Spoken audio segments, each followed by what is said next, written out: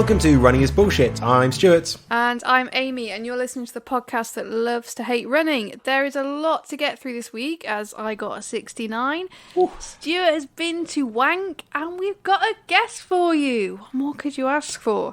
Remember when we used to have guests before we got lazy? We used to have loads. You're going to love Martinus, although he's too much of a big deal for us now, I think. He was on the World Service, BBC World Service today, so, you know. Hey, we've been on the BBC. Oh, we have, haven't you? I forget about that sometimes. Yeah. So he's coming up very soon. Yeah, what an intro to follow for him, though. I know. Amy, the phrase is only mad dogs and Englishmen go out in the midday sun, but I can add to that now, which is people training for summer ultras. Ugh. And obviously by which I mean me, but the thing is I'm English, so it doesn't actually work that well as a change in the phrase. But anyway, it has been hot and awful recently, as everyone knows. It hasn't rained in about 3 years. But I've been specifically and intentionally running in the afternoons to make things even worse for myself. Because I have 45 miles at the end of August to do, so it could be 30 degrees. So I'm getting ahead of the game, and I'm heat training. That's what I'm calling it. Heat training. Yeah, it's not because I'm too lazy to get up early in the morning. No. I'm saying it's intentional heat training. Your body needs to adapt. You need a few weeks to adapt to hot weather. Exactly. So I'm going out and I'm intentionally running in the hot weather just to make running even worse for myself. Yeah, that's what we like to hear. I've been trying to get up earlier, which actually is not too hard when it's this hot. But I'm not a hot weather person at all. I think it's absolutely horrific. I hate it. I hate it so much. Why does it need to be hotter than 22 degrees? I mean, what use is there for any temperature above that? No, exactly. You know what? There's just no need. It doesn't seem like, when you look at it on paper, that 22 degrees is hot, and then you actually go out in it and it's like absolutely horrendous. I hate it. Yeah, but I think that's like the maximum. Like people that say, oh yeah, I like it when it's like 28 degrees. And what do you like about that? What are you doing? No. You can't do anything. You can't lay in the sun in 28 degrees because that's too hot. You can't do anything in 28 degrees because it's too hot. Yeah. Stop it. Being silly. But that's the world we have now, so let's all get used to it. Yeah. Hooray. Yep. Quick catch-up of last episode. I Am Matman on Twitter said, sorry, did Amy just say discombobulate in one take? Yeah. Apparently we managed to brush straight past that. You couldn't say anything else in the last episode, but discombobulate was easy. I know this might be hard to believe, but I do say discombobulate a lot in my everyday life because I am discombobulated a lot, and hence why I can't fucking speak, because I'm in a permanent state of discombobulation. Amazing. Practice, a lot of practice. Other than that, we only had a message to say the episode was titled Back Injuries Are Bullshit, but the image was of someone with ice packs on their knees. And look, the image, title and guest don't necessarily have to be related, all right? That's not. We never said it would be. That was never part of the deal. I mean, this week very much is. Very much on brand, but usually it's just we just throw in whatever photo and whatever. We get to the end of the episode and we're like, oh shit, what are we calling this one? That's mostly what it is. You know what they say, you can't tell your back from your knees, that old saying. Yeah, we're good at phrases this week. Solid. Let's crack on with the tea update. Ooh. Yes. We are partnered with Bird & Blend Tea, which means we'll tell you what tea we're drinking if you like the sound of it. You can go to runningisbs.com/tea, click on the links, you can buy some tea if you want. Amy, you're enjoying a nice hot cup of tea. I am, on a hot day. And it's always those people when you're having tea on a hot day going, oh, it's better for you to have a hot drink on a hot day. I don't know why, but people always say that, don't they? Like, it's nonsense. Are those people eating ice creams when it's freezing cold? They're not. Probably. They can shut up. I've got Nearly Nirvana today, which I think I've spoken about before. Really nice one. It's like a Chinese white tea and a Chinese green tea together with sort of jasmine blossoms, whatever they are, and a bit of mint and a bit of orange blossom. So it's very like if you're into your teas, like trying to expand your teas a bit, and you're used to green teas and those sort of Chinese green teas where they add a bit of like jasmine or whatever, then this is a good one to go for. It's really good. Potentially quite refreshing despite being hot. It is. I always find like green teas quite refreshing, and it tastes healthy. I feel like I'm being healthy having a green tea. Yeah. How about you? What are you drinking? Well, I am sweating my balls off. I'm drinking some rhubarb and custard tea. That's a rooibos tea, no milk for me, which is quite unusual for me, but it's very, very nice. Tasted like rhubarb and custard boiled sweets. So that's a nice little retro hit if you're into that kind of thing. I was going to do a cold brew, but I only just bought some lemonade, and it would be like a warm brew, so that didn't really work. But yeah, I definitely will be getting into that in the coming months when it will never ever rain or be cold again. If you go to our website, as I said, runningsbs.com/T, click on the links, enter the code T is not BS at the checkout, and if you're a new customer, you get a free little bag of chocolate digestive tea, which is good. Love it. Love it. Amy, what have you been up to? Ugh. Fucking hell. So I ran another ultra. Of course. Another ultra? Another one. This is the third one. For goodness sake, Amy. So I'm officially halfway through. There's 6 ultras, so I'm officially halfway through now. So I did the Vogum, which I wasn't really that nervous about going into it because I've done it twice before. So I was like, oh yeah, the Vogum. It was absolutely fucking horrific. Like, it was horrific. I have never, I cried. I've never cried running a race, any sort of race. You know how some people, they like cry on races just because they're emotional or whatever. I was in the pits of fucking despair. Like, there was just something about it. Like, let's hope Reese from Pegasus not listening to this one. Reese, like, the Vogum's great. Like, the Vogum is fantastic. It's a great route if you're into that sort of thing. There's elevation, but there's not too much elevation. It's fairly flat because you're running a lot. So I should say, before I go into all this, 40 miles, Porthcawl to Penarth, along the Wales. Yes, Vogum is Vale of Glamorgan ultramarathon. Yes. It's along the coast path of Wales.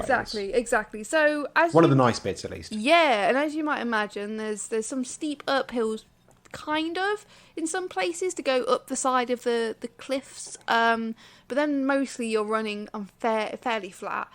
And I just found it really difficult. It was really, really hot, as it has been. But that bit wasn't too bad, actually, because I was drinking loads. So I think Reese said about 8 people dropped out this year, which is unusual because usually for Pegasus events, there aren't too many people dropping out because it's so chill and you don't have to push yourself if you're not feeling up to it or if you just don't want to. Yeah, they do often say they've got a 100% finish rate on a few of their races. Yeah, because there's no cut-off time, so people aren't bloody running themselves like ragged trying to finish because there's no cut-off time. So so 8 people dropping out of this race, considering it's not a super high elevation or anything, is quite significant.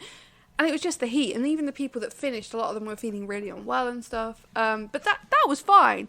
That was fine. I was like on it, drinking all my drinks, getting my electrolytes.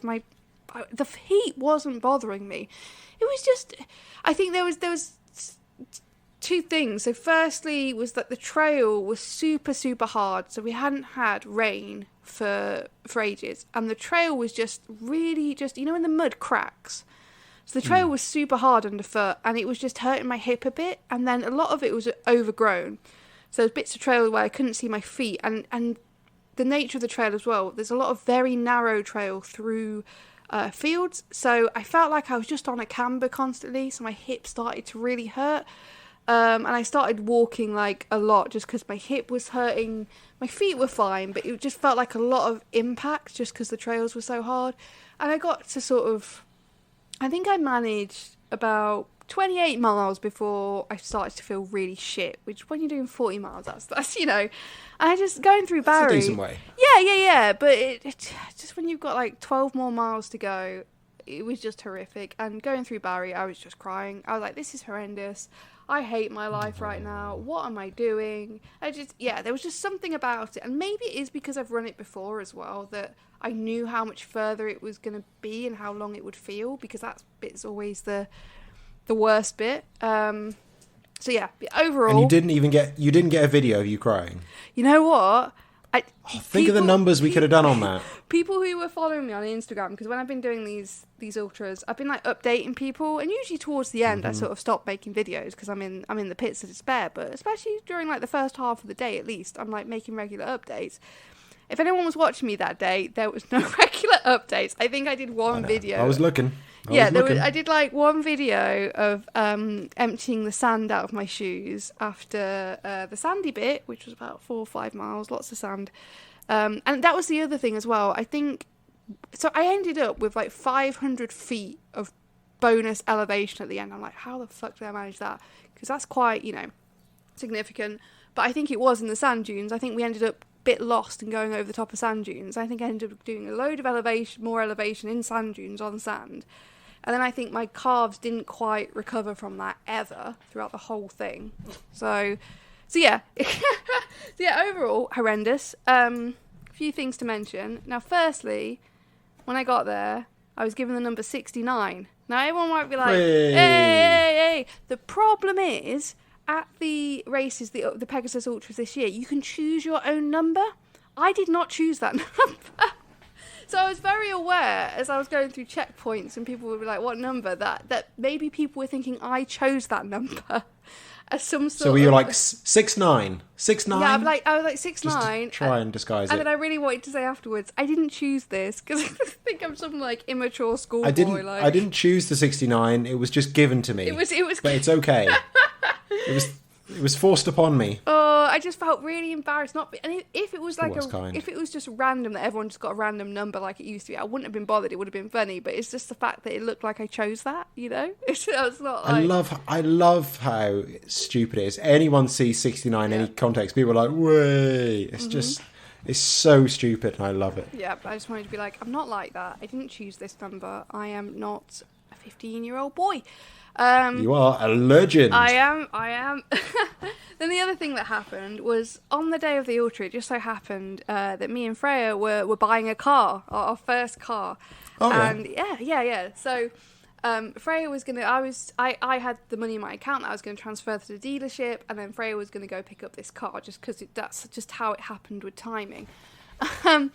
So what I didn't really consider was that if you try and transfer money like that through your mobile phone app, that the Natwest Fraud Team might want to speak to you.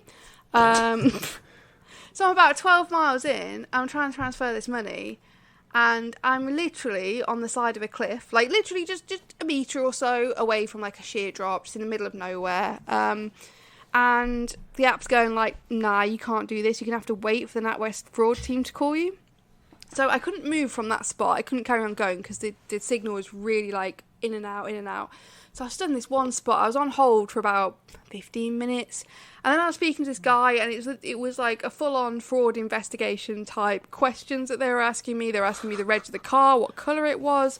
He was obviously doing his Googling on his end, because he's like, oh, you bought it from this place and it's not far from your home. I'm like, yeah. He's like, okay, how do you normally make payments for things? Are you sure? And all of this. And I was going, yep, it's all fine.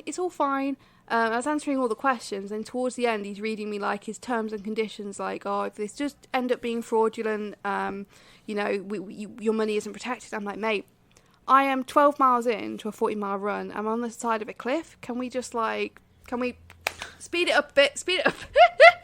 So I was doing that, and I was getting really stressed out, and people are going past me like, are you okay? They were literally asking me like, are you okay? I'm like, yeah, just on the phone to the fraud team right now. It's like, no big deal. Well, yeah, okay, no problem. That literally added on, I think, about half an hour, 45 minutes, and again, that was just more time on feet. Like, I looked at my finish time, I did it in 13 hours. I'm like, why did it take so long? Apart from the sort of the crying and Barry and shuffling and stuff and all of that, I was like, yeah, because I was on the phone to fucking Natwest Fraud Team for 45 minutes. That blew the help. Podium position then. That did. So yeah, that was wouldn't recommend. So yeah, other than that, I saw some cows, which I didn't expect to be there. So if you've run the Vogan before or done parts of the coast path in that area before, you'll know that it's just lots of fields of sheep. So I wasn't really worried about livestock as I was doing it. Climbed over a stile straight into a field. I was just surrounded by cows, like big black cows. Cool. Just all surrounding me, which wasn't great. So I walked for that bit as well, because I'd heard that if you run, they chase you. And then the second part was at Nash Point Lighthouse. There were all these dairy cows, and they were separated from the path by one singular sort of strand of barbed wire. And they're all stood on, like, looking onto the path. And then one manages to get, as I'm approaching, under the barbed wire. Yeah, I did this, like, people were all stood around, just sort of having ice creams and stuff. And I did this, like, mad dash to the gate to get through it before this cow sort of spotted me and inevitably attacked me. So I had some run-ins with cows I wasn't expecting. And So then, after all that, did you win most determined runner this time? no. Not even with the tears? No one's. This is the thing. No one saw me. You can tell that I was properly upset because no one saw me crying. So, I put on a brave face at the checkpoints, and people were... No. You know what? I must have looked like... Because, like I said, I wasn't unwell at all. Like, I had my hydration sorted and everything. I must have just looked miserable because at the final checkpoint, which is about 8 miles before the end, which is still like a fair way in Barry, everyone at the checkpoint like, are you okay? Like, so it must have been my face because I was, like I said, there was nothing wrong with me, like, physically, in terms of like my hydration and stuff. They were all like, are you okay? I'm like, yeah, I'm fine. I'm just gonna keep going. I'm fine. So I must have looked just absolutely miserable. The other thing, finally, was I had a brief chat with Danny Blackie, who is running the entire coast path, or was running the entire coast path, so she was almost at the end. Very briefly chatted with her. She'd been doing the entire coast path. When I was speaking to her, I asked her if she was going to do an FKT, and she said she would have had to get to Chepstow by 5 a.m. the next morning, so she was like, that's probably out of reach. She ended up doing it in 24 days, 15 hours and 25 minutes. She seems lovely, but I will never forgive her because literally about a quarter of a mile before the end, she overtook me. And I'm like, you've been running the coast path like non-stop and you're going to overtake me like just at the end. And she was like, keep going. I was like, fuck off. Like, I've just run, like, I've had, like, a week's taper and then I've run 40 miles, where she's been running the whole coast path for, like, a month, and she's, like, overtaking me right at the end. I was like, piss off. Oh, that's sad. Oh, yeah, she missed the FKT by 15 hours. Yeah, so, but with the heat and stuff, I'm not surprised, to be honest. It must have been really tough. And it's funny, because I started chatting to her as we went through a field of cows. I said, like, I don't like cows. And she said, yeah, yesterday I was surrounded by them and nearly had to call 999. So I was like, thanks for that. Thanks for that reassuring tidbit there. So, yeah, overall, Vogum, absolutely fucking horrendous. Hated it. But it got done. It's done. And Reese, if you're listening, it was a fantastic event, as always. I was just miserable. Oh. Yep, and that's it. That's very sad for you. What a tough time you've had. Don't worry. Only 3 more to go? Yeah, only 3 more to go. But none of them are the Vogum again, so that's one thing. So, yeah. Well, on Twitter, Graham Hackland replied to us after that, because a lot of people say congratulations, obviously, and Graham said, 2023 is the year Amy gains legendary status as a runner rather than a lost faller. You're smashing your Ultra Challenge, Amy. We had every faith in you. Thank you. I don't know, like, what the poll was. Like, I can't remember the results of that poll again that said, like, how many I would complete. But I must have exceeded numerous expectations by now. I am halfway through. Yeah, 3 for 3. You're doing all right. Yeah, exactly. So, yeah, that's it. Anyway, what have you been up to? Oh, loads as well.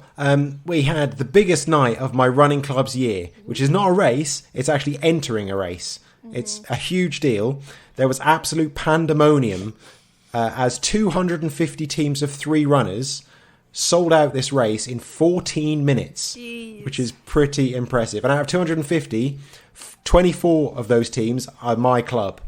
So well done, CDF runners. We are on the ball. There was quite a few people saying they couldn't get in and it was bad and it's not fair and we couldn't get our teams in. We got 24 teams in, so there's no excuse. Exactly. It's such a stressful night leading up to that, and people are like an hour before entry saying, who's in my team again? And you're like, no, you're supposed to have contacted them 4 days ago. Oh my God. Because we can't do it on Facebook anymore because most people aren't on Facebook anymore. So we thought, all right, we'll do it all by email. But then everyone's email went into spam because I sent out like 100 emails from like an account I don't use that often. So they all went into spam. So, but we're all there. So we'll talk all about that in a few weeks. I also did an all-day 13-stage race called the Rack Raid, which is in South Wales. And I only just discovered it's called the Rack Raid because Rack stands for Ruins and Castle Keeps, which is a little tenuous as an acronym, but pretty accurate in terms of what we actually ran around. It's beautiful, running around kind of Monmouthshire and Gwent, pretty much all on country lanes, but with so much support from all the other clubs. There was 28 teams there. And so, running down country lanes, but all the traffic overtaking is all other run clubs. And so they're all leaning out the window going, "Rah!" as they go past. And like people beeping at you to support, which is nice, but also scares the shit out of you when you're running down a country lane. Yep. As they get right alongside, then beep and shout. And you're like, fucking hell, I appreciate it, but don't do that again.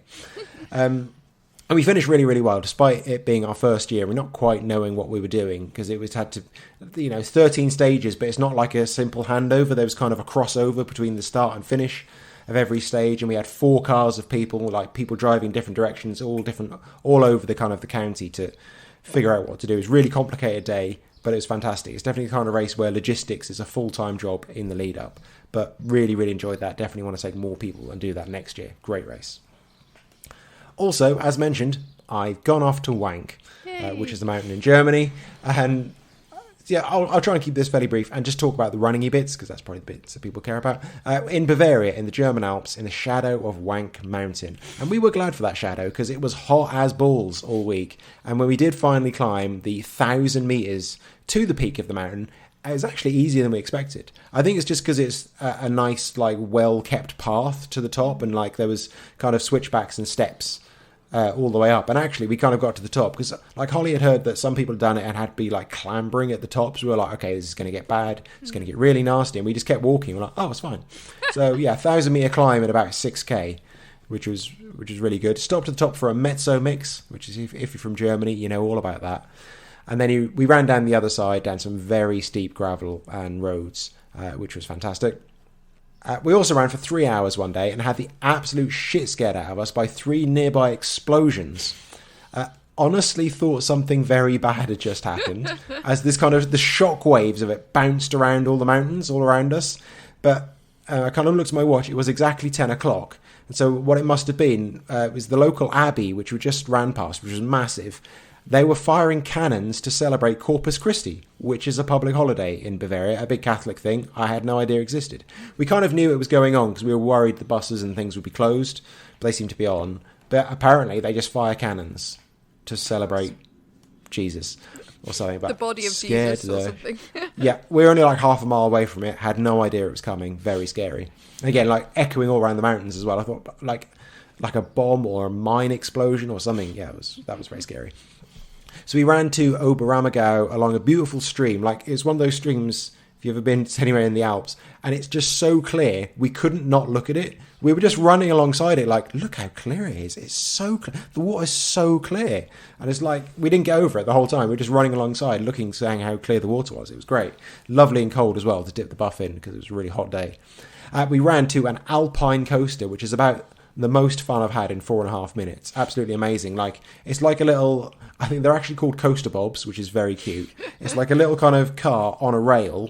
You've got brakes and it just goes down the side of the hill. It's about 2 kilometers long, just like zigzagging in and out, does a little spiral, just downhill for about 2k. Yeah, and it got down there in 4.5 minutes. Oh, wow. I Stravaed it, obviously, because I'm a Strava wanker. Got to 30 miles an hour, but the video of me going around it is great because I'm like around the corners, because like you're pulling some G-force around some of those corners, and then I realise at the bottom that I'm breathing really heavily. I think it's just because I'm holding my breath around all these corners, and by the end I'm like even though I'm just sitting down going downhill. But they should be everywhere. If you see an alpine coaster, go for it. They should be on every hill in the UK. They are amazing. That does sound awesome. And then we ran a park run in Munich, where it just so happened that Gabby Nayer's sister was a volunteer. Of course. But parkrun is a weird, small world.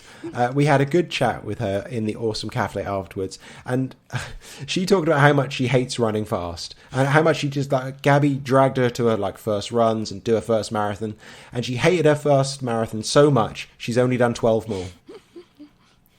But I just love her attitude of like not wanting to run fast. She's saying like, I have to go to work on Monday. Why am I running so fast I'm throwing up? Why am I making myself ill? There's no need for that. I don't need to be exhausted. I've got things to do. Like, that's a good attitude. Yep. She's like, I've got kids to look after. I've got a job to go to. I'm not standing throwing up. I'm just going to take it slow and enjoy myself. Yeah, that's my attitude. I don't have kids to look after or any responsibilities. I just don't like running fast. Yeah. Also met pod supporter Martin Kaplan, who drove, frankly, too far. to come and say hello, like all the way from like the other side of Germany, like God. a few hours in the car, just to come and say hello. So that was a lovely surprise. Thank you very much, Martin.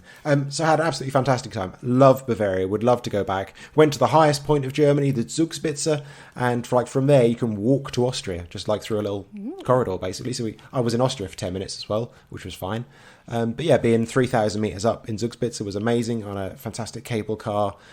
8 sausages and loads of ridiculous unhealthy food, but very, very Bavarian food. It was incredible. You should go to Bavaria. It's great. And since I come back, I did a weight session, which for me is a big deal. That's cross-training. That's right. 23 minutes of lifting some not very heavy weights 2 days ago still feel like shit. Yep. And that's why I don't like doing them. But I'm trying to force myself. I'm trying to do that. I'm running in the midday sun. I'm running up hills in a vain attempt to get a bit fitter. You're like an athlete. Like an athlete, yeah, Like one. certainly. Yeah, close. Not actually, but similar to in some ways. Yeah, exactly. Speaking of athletes, Yes, we've got a guest for you. Hey, amazing. This is someone we followed on Instagram and we're delighted to get a chance to speak to him and get his bullshit takes on running. and as we announced this guest, just before we recorded actually, we can bring you this from Steffels on Instagram, who said, HAES running is bullshit during Pride Month. Now, HAES, I looked up, is health at every size, which is a way of eating that supports people in adopting health habits for the sake of health and well-being rather than weight control. So that's very good. So yeah, HAES, running is bullshit in Pride Month, buzzing off my tits fan. This is going to be pure wonderful.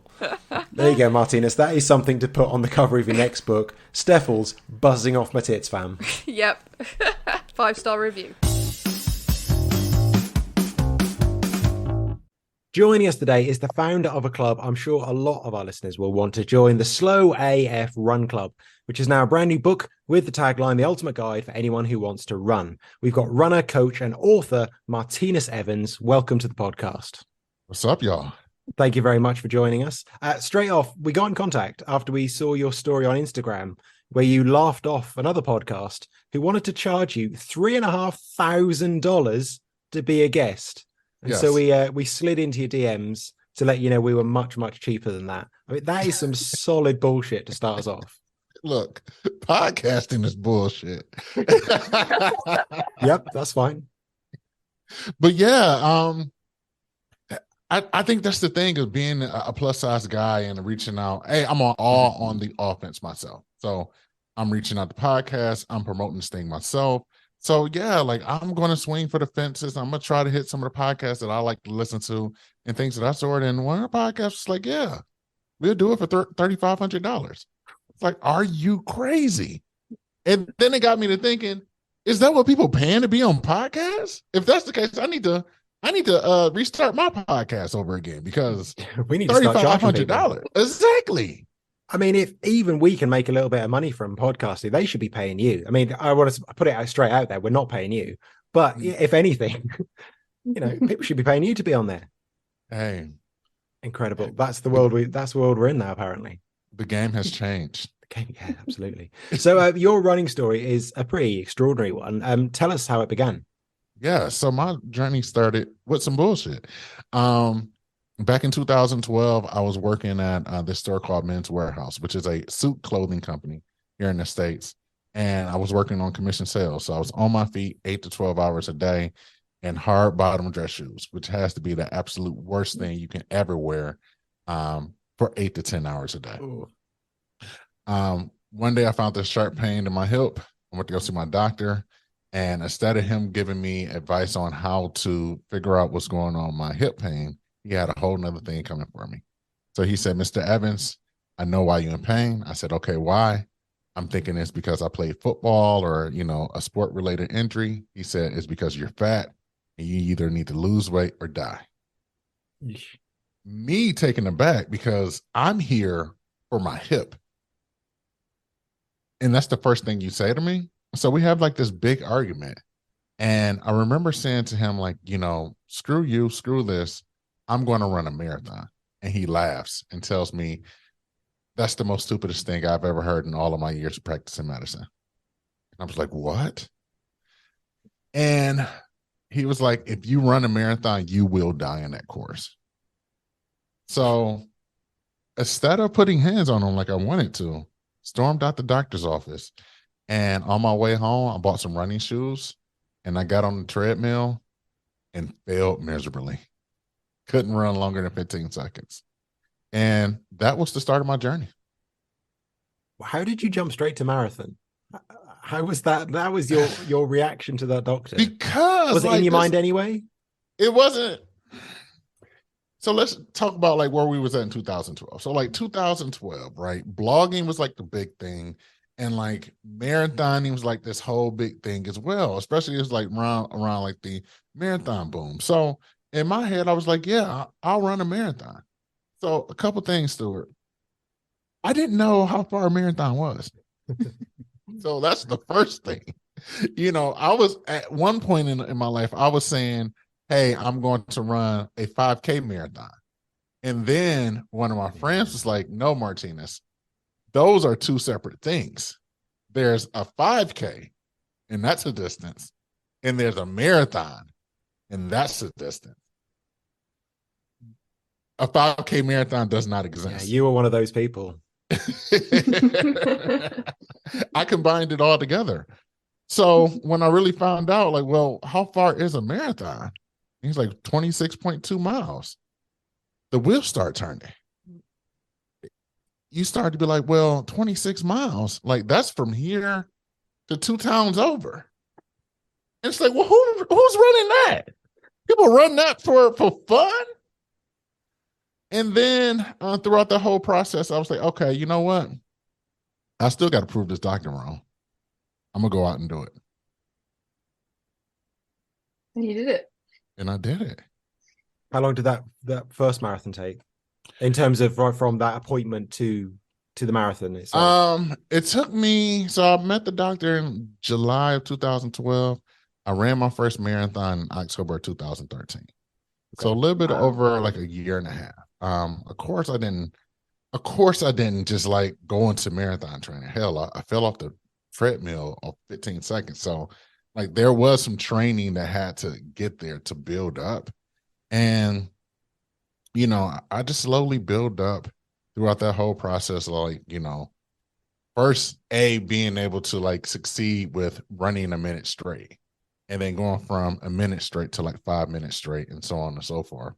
And then when I ran my first race and I got a medal and I was like, oh, this is fun.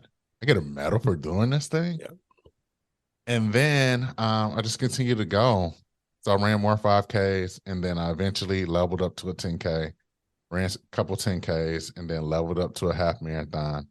And then New Year's Day of 2013, I was like, all right, I'm going to run this marathon this year. I'm going to run it in 2013. And I was like, okay, I don't know how much time I need to train for a marathon, but I think 10 months would get me there. And then I just looked up and Googled like what marathons are in October that I can sign up for.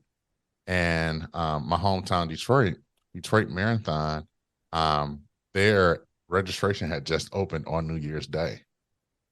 I was like, well, this is the first I'm doing. Mm-hmm. There's so many these harmful stereotypes as well about who runners are, and really in theory it's like the most accessible sport really. As long as you've got a body and you can move it faster than a walking pace, right, then you're running. But there's so many of these really harmful barriers for people who don't look like a typical runner, sort of white, skinny, you know, often men, often straight and so on, which I think you touch on a bit in your book. Mm-hmm.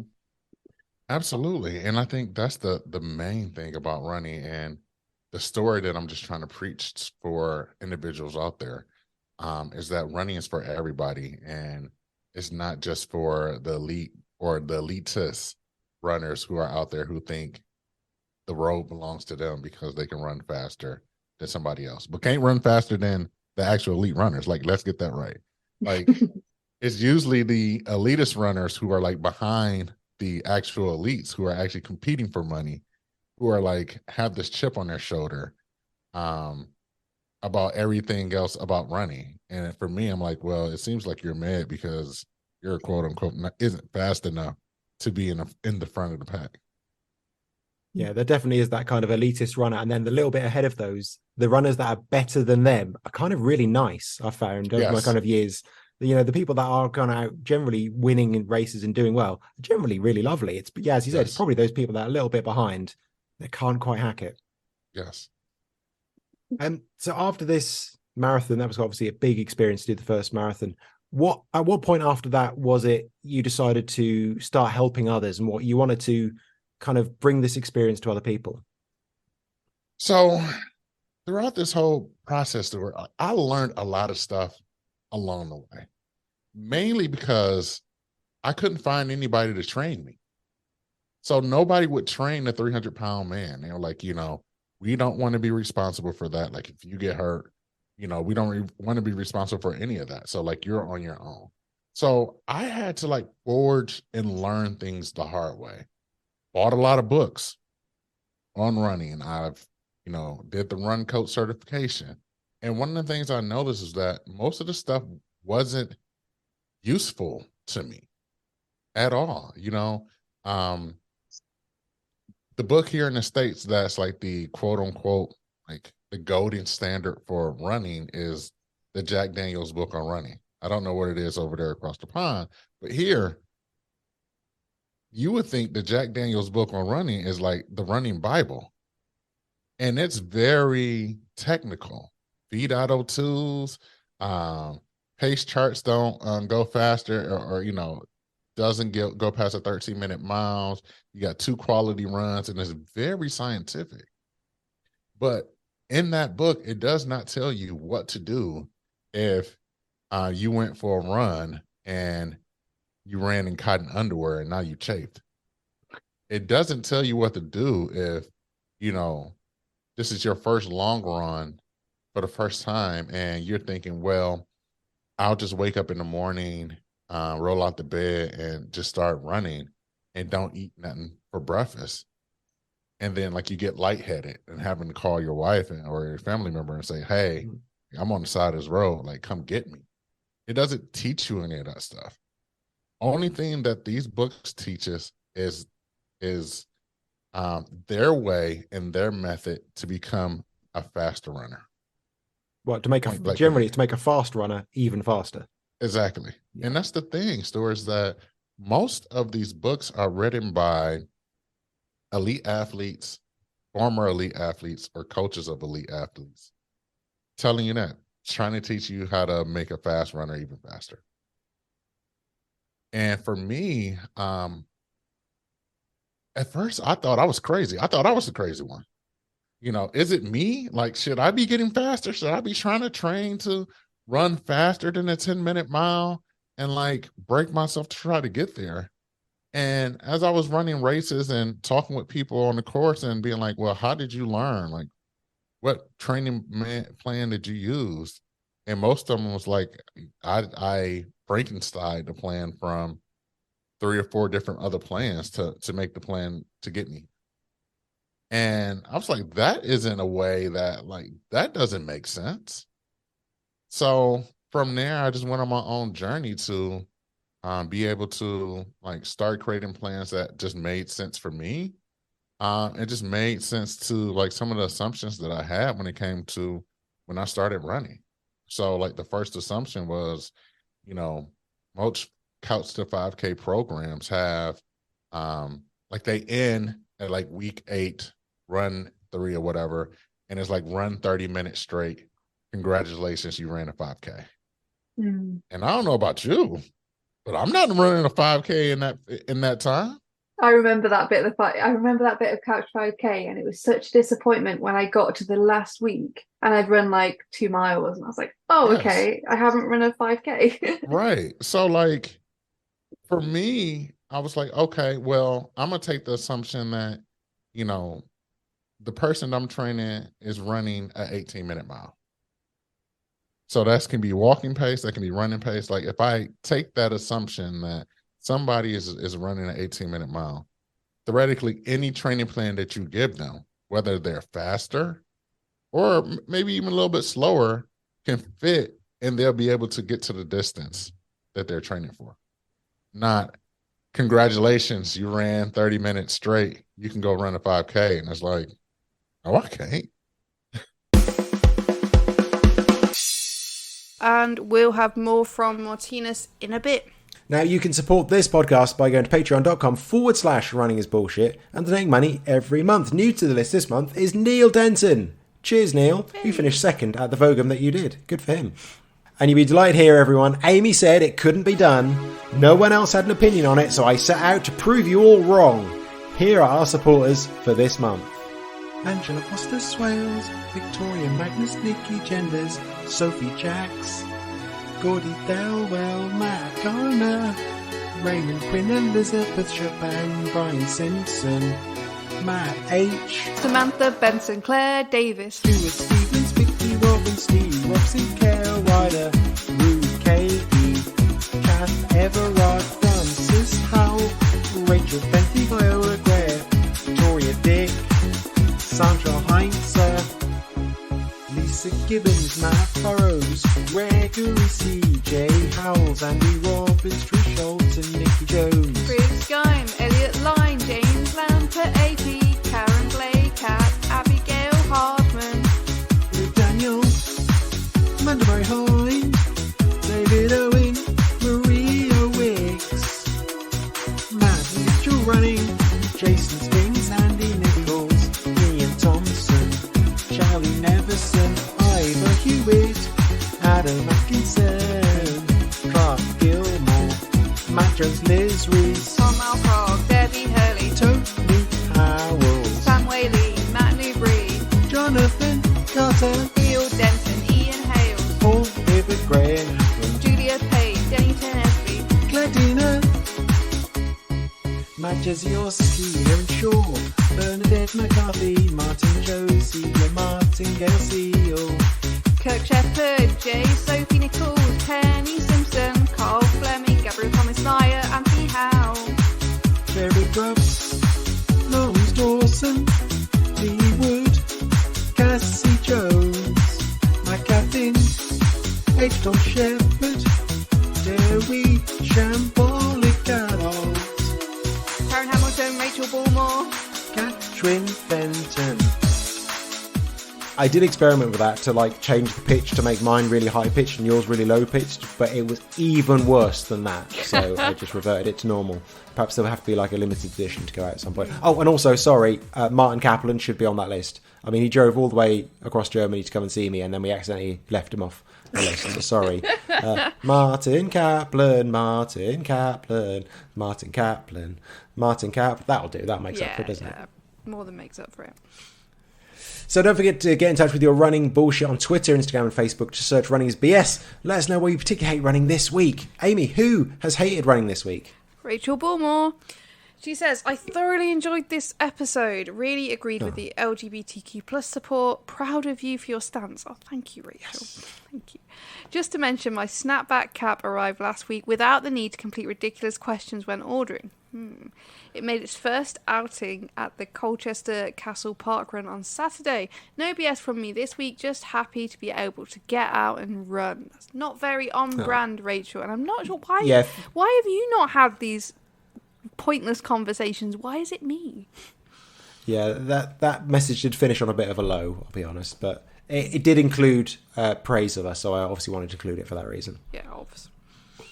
This is a bit more on brand. Donna Saunders, who says, running my first ultra in the Simpson Desert in mid-30s temperatures with a gazillion flies for company might possibly be bullshit. I've checked, and it is. Yes, 100%. The Simpson Desert is right in the middle of Australia. I looked it up, and there's just like, you draw a circle in the middle of Australia, and that's exactly where it is. It's horrendous. And that was winter. It was mid-30s in their winter, which is stupid and wrong. And she's got a photo here, and like if you zoom in on the bag, it looks like a little bit of texture on the bag or like a pattern. No, that's all flies. Oh my god! That's just, and she's got a fly net over her face, and that's her first ultra. That's awful. Oh, and she started at 2 a.m. And it's Australia, so those flies would probably kill you with just one little bite. Oh, absolutely. Yeah, 2 a.m. for a start of an ultra. God. I also saw on Strava recently a friend was in Bangkok and did a 10-mile race. That started at 3:30 a.m. Still 30 degrees, still like 85% humidity. Oh my God, horrendous. Ugh. But our usual update from Gabby Naya. So, tales from a fell race. It is distinctly weird to sit on the shoulder of someone calling out the elevation and distance stats while climbing, and who motivates himself by shouting, "Come on, Big Bear, you are a good bear." You sure this wasn't a hallucination? She said there is only one response: overtake and run. Yes. Come on, Big Bear. Jesus. I mean, come on, Big Bear. I can almost. You are a good bear. Yeah. Is where it gets a bit odd. Yeah, something not quite right there. And in what is rapidly becoming the Gabby Naya section, she says, "So I will be a DNS, did not start, for the summer Spine Race Challenger, the race I had targeted as my A race for 2 years." Oh no. Was it the May Lurgy that did it? The 2 weeks of toothache? Nope. A change of time in a work meeting to 49 hours into a race. Oh, what? Gabby, I know you're putting this out here now so that, like, maybe you can't do this, but, mate, just throw a sickie. Don't let work stand in the way. Like, 2 years. If my employer's listening, I would never do this. But hypothetically, if work isn't that important... No, I think because she works at university and it's like a kind of meeting that, like, if she doesn't do, people don't graduate. So it's... That is some bullshit. Never let the future of these students stand in the way of your dreams. Yeah, the children are our future unless we stop them now. Exactly. Again, if my employer's listening, I don't mean any of that. I think it's really important that they graduate. Well, we're going to follow this up with some very welcome anti-Gabby propaganda, which is very much needed, and we encourage any more. Mm-hmm. It says, "Hello, fellow dog lovers and running haters. I have a bullshit beagle who is not allowed off lead, ever. A Labrador Husky mix acquired for running, who loathes running. He rightly identifies he gets no benefits, such as extra snacks from it. And a terrier who just kills small things, which is quite distressing on a run." That was entirely incidental. I think you're just updating about a dog situation, which we appreciate.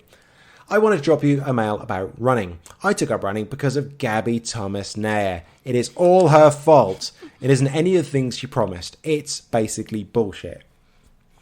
Anyway, I decided a couple of years ago I'd run a 5k to make a change, and now I find myself doing marathons. That's all her fault too. She does at least run them with me and doesn't even lose her cool when I'm particularly pathetic. Unlike Gabby, I detest trails, and there aren't any in..." Amy, how do you say this place name? Oh my God. Wymanham? Wyndham. And there aren't any in Wyndham anyway. She says... Oh, I've heard of Wymden.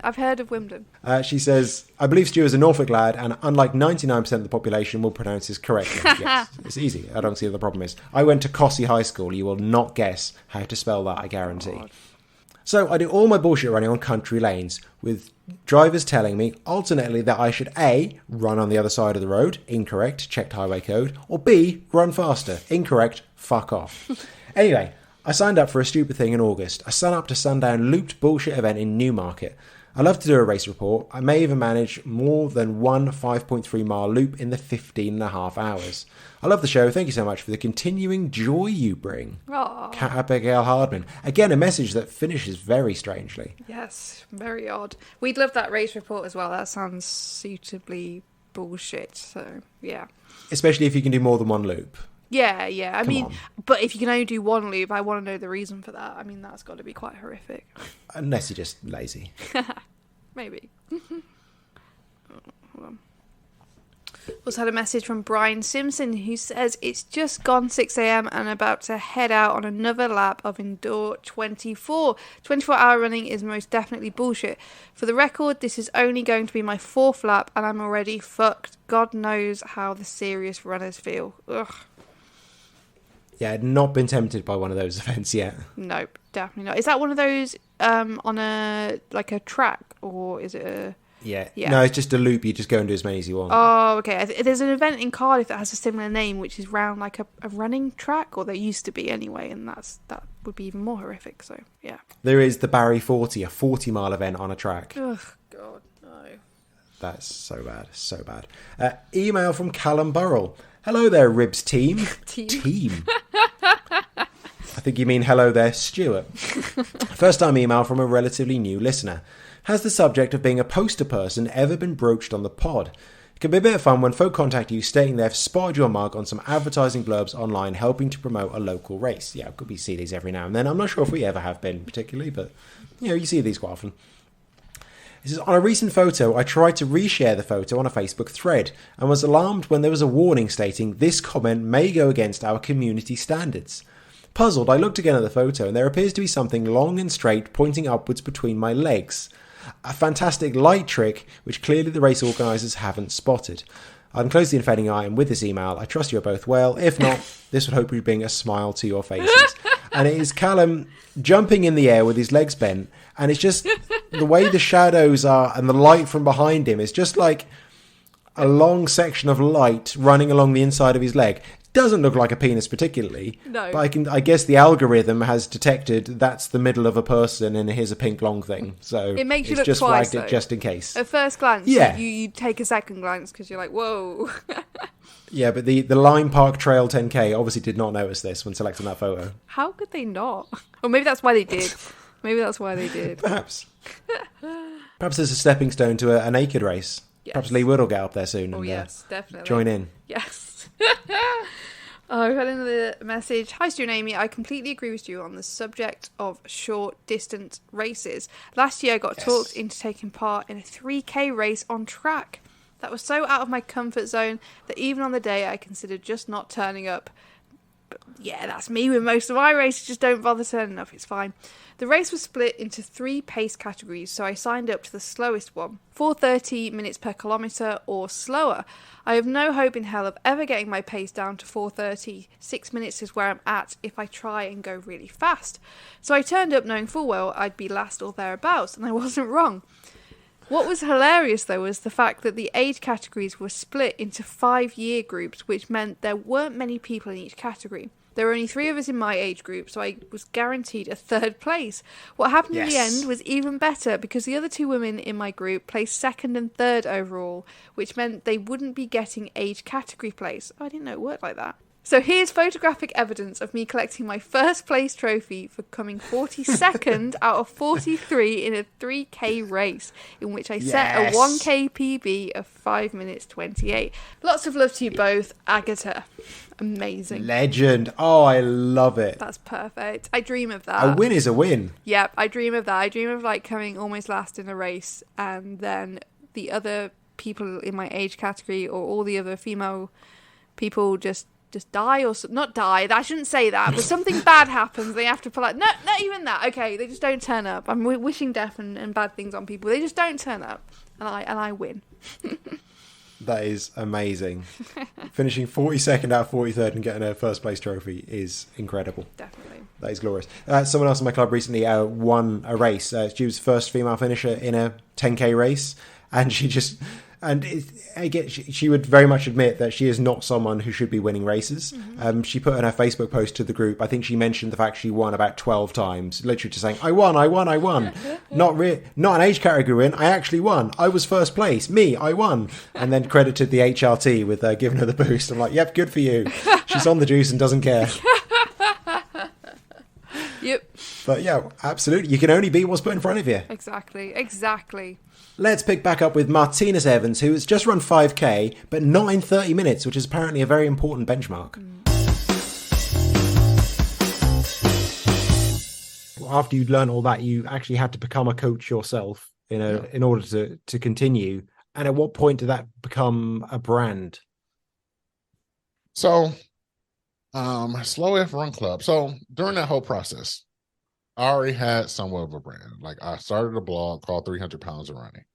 And it was pretty much just documenting when I ran races, letting people where I'm at. Hey, I ran at this pace, things of that sort. And when I went from 300 pounds to Slow F Run Club was when I ran a marathon and I got heckled by a spectator.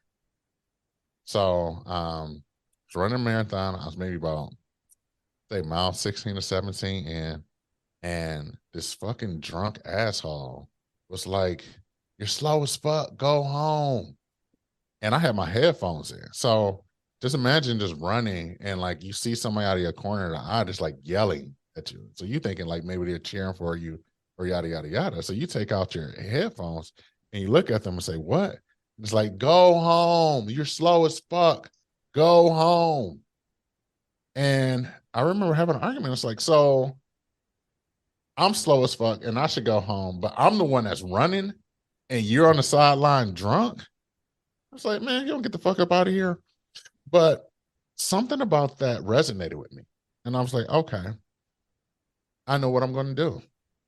So from that point on, like I got a t-shirt made, just had slow AF over across my chest, and I wore it at every race that I ran faithfully, which is more of like a middle finger to him to say, you know, screw you. I'm slow as fuck. I'm slow AF, and I'm proud of it. Like I'm out here running while you're still on the sidelines, like talking shit about me. And that was a hit. People loved it. It was like, hey man, can I buy one of those shirts? Like, do you sell those shirts? And at that moment, I was like, I don't, but I can. Yep. And I remember launching that brand and selling 500 shirts in my first week. Wow. And me being like, holy moly, I have something here. And that was like the birth of the Slow AF Run Club. It went from individuals buying shirts to individuals being like, hey, Martinus, like, do you have like a Facebook group? Like, how do we get in touch with all these other people who are also wearing these shirts? Like, we want to be able to get in touch with these folks or like run races together. And from there, I just went on the process to like creating the Slow AF Run Club app. So now we have about a little over 11,000 members inside of there. Wow. People just around the world, you know, chit-chatting about running. You know, we offer training plans there, and it's overall just a safe space for us back at the Packers to get together to talk about running, encourage people who've been afraid in the past to not, you know, who's been afraid in the past to start running, but also to like let people know that it's okay to share your paces, even if it's slower than what you would think. And that's something that I didn't experience in other Facebook groups. You know, I remember being a part of a slow runner group, and you know, I'll post my paces, and it's like maybe 13-minute mile, 14-minute mile, and then be like, oh, like you're just walking, like you're a walker. And me being like, what? Like, I'm trying my damnedest out here. Like, what do you mean I'm just a walker? So from that point on, I was like, okay, like this is my community and I'm just going to grow it. And I'm just going to spend all of my time here because Facebook groups are a dumpster fire. Open ones, yeah. Yes. Yeah. Actually, yeah, it's a really interesting revolution that we've definitely seen over the years. We've done this podcast of that more embracing the back of the pack. That's been a really big thing here. There was a really bad incident with the London Marathon here, and they completely turned around everything they've done. They've made it into a big experience now. And we've spoken to a few guests about this kind of thing now. And yeah, I guess you just came along at the right time, that no one is properly talking about slow running and the fact that it's fine. If you want to slow run, you can slow run. You don't have to always want to improve. You don't have to get fast. And not everyone's goal is speed. Like I have no interest in running fast. I run distance. I like training for ultras, like trail running, and I have no interest in running fast whatsoever, you know? So not everyone's goal is to be faster. And guess what? None of us are getting prize money anyway. Exactly. So it shouldn't matter. Like, exactly. So that's my thing, is that we've taken the fun and the soul out of running. And like I said, it goes back to like these elitist runners. And like I said, this is my assumption. It goes back to these elitist runners who, you know, made it to Olympic trials, and like that's what their career ended at.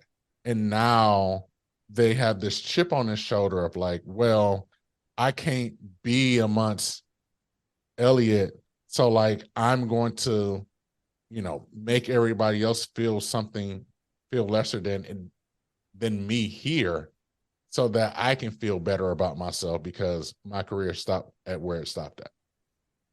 And I think the thing is, having these conversations with race directors and letting them know that if you really just want to focus on fast runners, put a pace limit on there and see who shows up. Don't have charity runners. Don't give money to charity. But they won't, because there's so much money that goes into the running industry itself. Like, multiple charities make their whole salary off of various races, that they're not going to not let the people in the back of the pack to participate. Because if they didn't, who's going to raise money for charities? Like, what's going to be the aspirational goal for that particular race if you don't have us in the back making it what it is? If that's the case, have a marathon, have the fastest for 100 people, and let the event be done in 2.5 hours, 3 hours. Yeah. It's something I was thinking about the other day, actually, just the kind of absurdity of all of us entering races all the time. We're not going to win these races. No. Like, literally the point of a race is to see who is the fastest. And 99% of people entering have no intention of trying to win. It's kind of crazy. It is. We pay money for a participation medal. Yeah. Yeah, exactly. And that's the thing I was saying. But you don't earn that medal. You buy that medal. Let's be real. You bought that medal. So, and I think that's the thing about pace inclusivity, size inclusivity. A lot of racing, or like the running industry, is trying to get vague on like just overall diversity. They're trying to bring in various races and ethnicities in there. They're talking about, the large debate is about whether or not non-binary individuals are able to run, and whether or not they deserve prize money and things of that sort. But I think the last frontier when talking about diversity is, size inclusivity and supporting the individuals in the back of the pack. And if you're not participating in that, then your race is not wholly diverse, because you're not supporting those people in the back. We said at the top of the interview that your book is the ultimate guide for anyone who wants to run, which sounds fantastic. So how have you made this such an inclusive and all-inclusive guide? Oh man. So first things first is you talk to a lot of people. You talk to a lot of people. So I think about me writing this book. I had 20 or so people who were my test readers.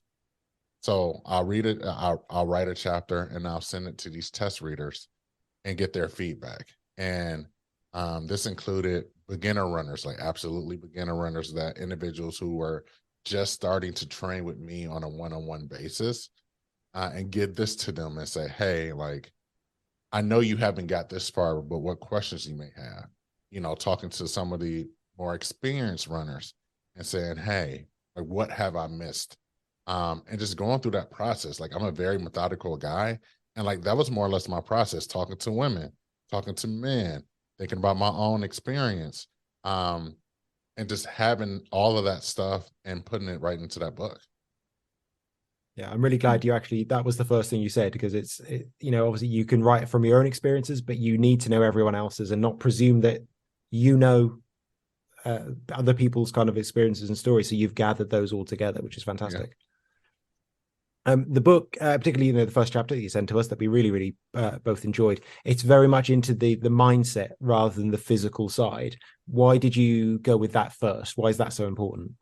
So the reason why I went with mindset first is that when I meet a lot of beginner or new runners, the first thing they say is, I'm not a runner. I'm not a runner. And it's because what they think about running is completely different from what actually is running.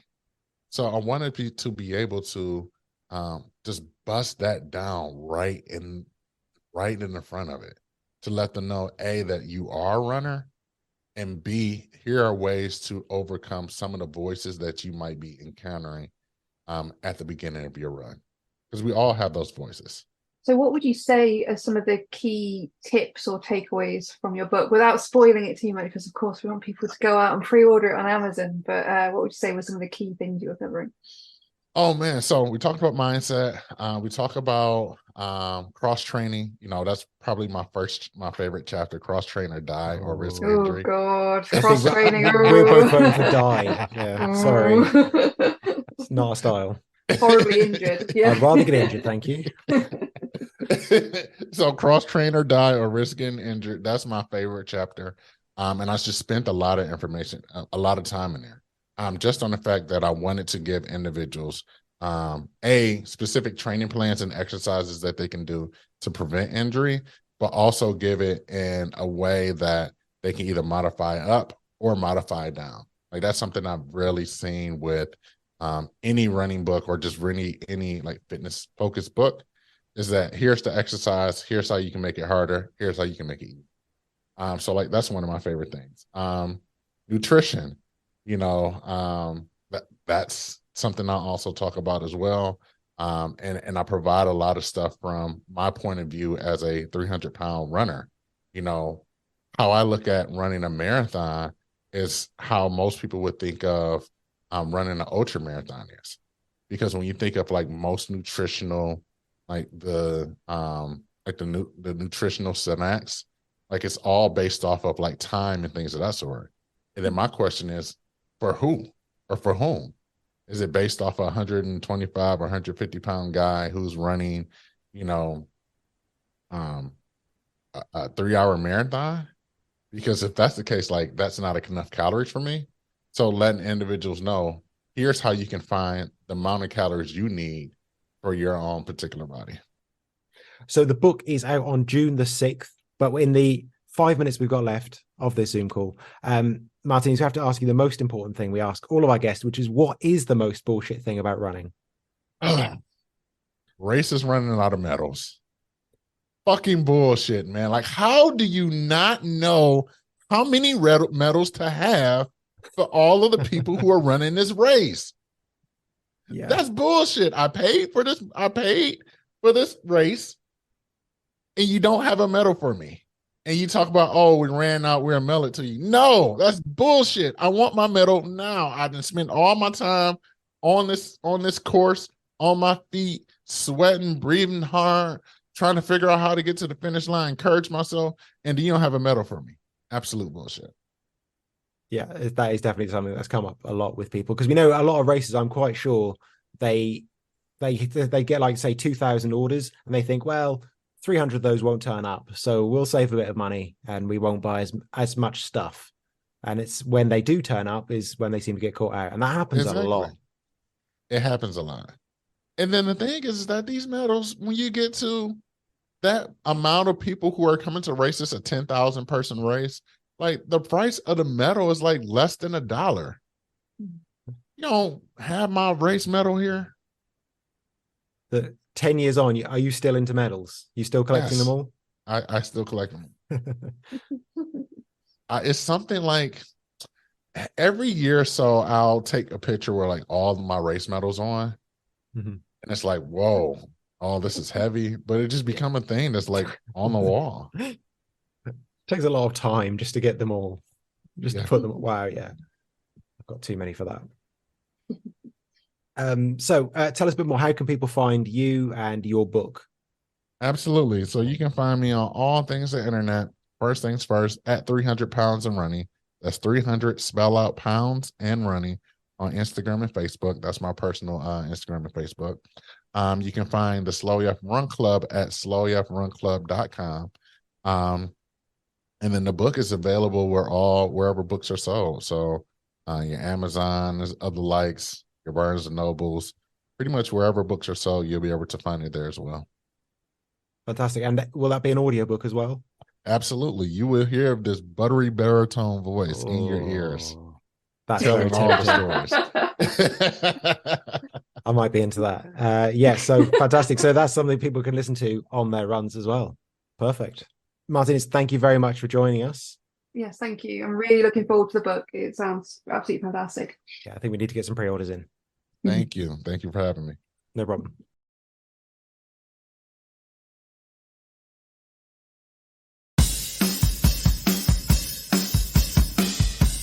Thank you so much again to Martinus. We did mention kind of pre-orders and when the book is coming out there, but we changed the date of this episode because we actually recorded that ages ago. So the book is out. It is out now. You can go and get it right now. We've already shared it on Instagram, so go and follow 300 Pounds and Running. Get hold of that book. The audio book, that is going to be the sexiest sounding running book out there. He's looking forward to that. got a perfect voice for radio. Audiobooks. Yeah. And there's so much good stuff in that book, as we said, all about the kind of the mental side, all about the different kind of barriers, different kind of inclusion kind of things as well. There's loads and loads in there. It's very different, I think, from your normal running book, which is about how to run faster. And it's incredibly well written. Like some running books, I'm not naming any names, but some of them, especially that sort of style, which is like almost like a bit of a how-to as well. Some of them are absolutely shite, like the way they're written, but this is really, the way it's written is super, super engaging. It's one of those, like, even though it's a bit of like a how-to, you don't want to put it down sort of thing. It's super engaging. I love it. Yeah, it's in his voice, definitely. On to our competition. So we asked you to beg and plead for our favour so we could give you money to do races you didn't want to do. And we have 2, let's call them winners. Hooray! Yay!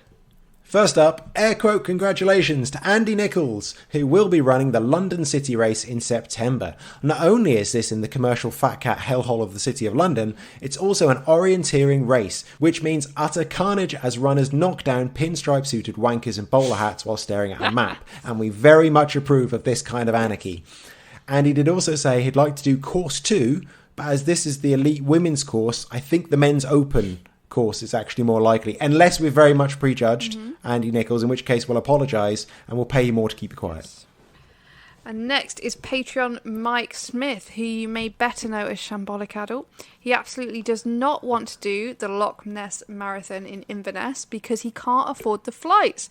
It's over 500 miles from home and it's in northern Scotland in winter. Well, good news, now you have to. Yay! This is part of one of those weirdly pointless challenges that people set themselves, and this one is to run a marathon in England, Wales and Scotland in 2023. There is also the added pressure of setting up a Just Giving page to the grassroots suicide prevention, which we will link on the show page on our website if anyone wants to help out and send a donation. Well done to you guys. Looking forward to hearing about those races. Yes. Do you get extra points for knocking over bankers? I hope so. Oh, 100%. I for a moment then I was thinking in Inverness around Loch Ness, and I thought they're very lost, but probably not. No, you probably don't. And of course, Loch Ness is a point-to-point, so you have to get on a bus at like 5 a.m. to drive you all the way out to the loch, and then you run back to Inverness. It's hilarious. Love it. Gonna love that, Mike. It's the bullshit running news. Just a very quick story today. A glorious victory against man's oldest enemy, the horse. That's right. Man versus horse just happened again, and we were gutted to miss it, but it's still very much on our list for next year. This year, it was super hot, which meant man could take advantage of the stops for vet checks those cowardly horses wanted to take. And Daniel Connolly finished 10 minutes ahead of the first pampered, useless, stupid horse. I make myself laugh with things I write. Let me say that again. Daniel Connolly finished 10 minutes ahead of the first pampered, useless, stupid horse. I'm not even that anti-horse. I just find it really funny for some reason to slag off horses. I'm a bit anti-horse, so yeah. Yeah, you are a bit. So yeah, we've lost all that horse crowd again, haven't we? God, yeah, the big sort of demographic. You know when they do like analytics and like the demographics of your listeners, they send you them from Apple. It's like horse crowd, and we'll just see that one because that's been rising, but that's gonna just plummet. Yeah, all the girls called Cornelia have stopped listening to us. Cornelia. And Philippa, they're all gone. Philippa is such a horse girl name. It so is. You know what? You can tell. This is a side. You can tell a horse girl just by looking at them, can't you? You can just tell. You can just tell. There's an air to them. There's just an air to them. There's just a horse. I shouldn't say that because Freya's a bit of a horse girl, but she looks like a horse girl. So that's her name's not Philippa though. So you can say that. I can say that. Yeah, because I'm married to a horse girl. They are batshit. No, I'm joking. Edit that out. Fucking hell. I'm so sorry to everyone. I'm not though, because well done, man. 2 years in a row. Fuck you, horse. Yeah, fuck you, stupid. Anyway, what have you got coming up next? Moving swiftly on. Oh, Amy, tomorrow, Saturday, 2 days before this podcast is coming out, we're going for a cheeky FKT. Yeah. How hard can it be? We found a nice, really short one that no one else has done before in a mixed gender group. Come on. That's my kind of FKT. So basically, unless somebody's doing it tonight or tomorrow, Yeah. we're going to get it. Yeah. So let's not say which one. I'm also, at some point in the next 2 weeks, I'm going to have a crack at a fast 5K, which I know you're disgusted by, but that's why I'm running in the hot weather. It's a midweek evening 5K race. It's a nice fast one. I'm going to have a go just for fun. For funsies. Why not? How about you? I've got the Pig'em. I've obviously got our FKT thing tomorrow, but I've also got the Pig'em, which... the Black Mountains. Is it the Black Mountains? It's Abergavenny, isn't it?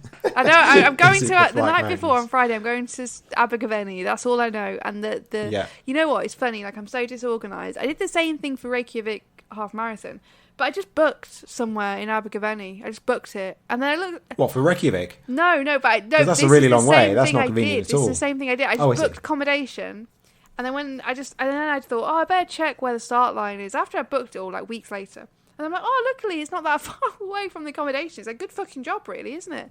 You know, I never check these things, but yeah, so... You got a car now, so free taxi. I know, yeah, but I think I might get the train up the night before, and yeah, free taxi home, though. Wow. So I don't want to... Yeah, I don't want to... Freya, nice. It's Freya who drives. Freya passed her test. Like, just shout out to Freya, passed her test first time, only 2 minors. Nice. I know.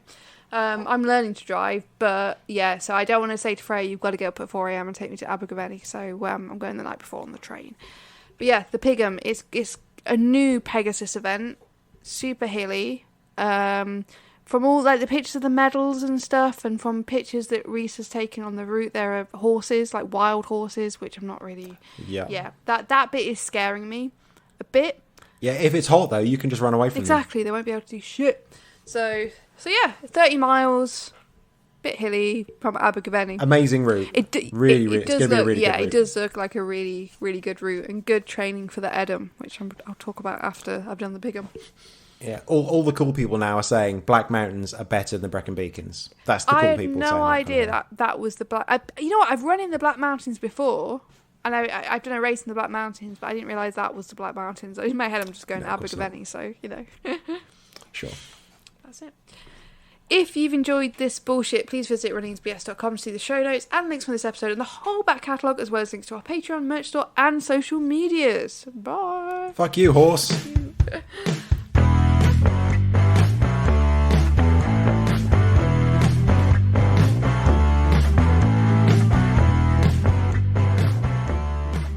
Buzzing off my tits, fam.